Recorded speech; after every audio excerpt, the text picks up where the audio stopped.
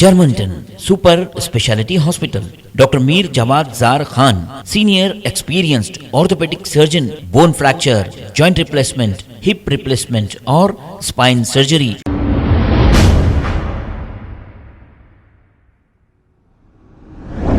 अस्सलाम वालेकुम नाजरीन, 7H न्यूज़ में आपका इस्तकबाल है। कॉलर इमरान ने जाकर रेवंत रेड्डी से मुलाकात की और इन्हें मुबारकबाद देते हुए इनकी शॉल पोशी भी की है। आइए देखते हैं ये रिपोर्ट।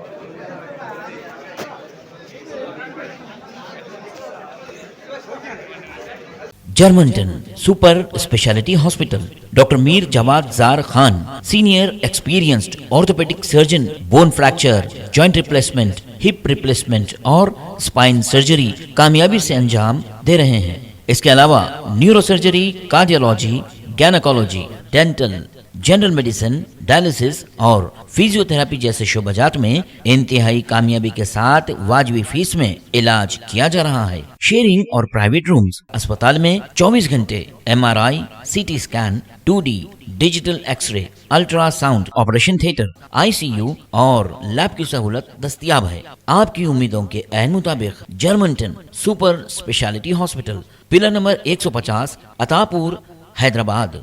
खबर है शहर की, खबर है गाँव की, खबर है सारी दुनिया की। 7H न्यूज़ पसंद आए तो लाइक कीजिए, शेयर कीजिए और सब्सक्राइब करना ना भूलें। 7H news.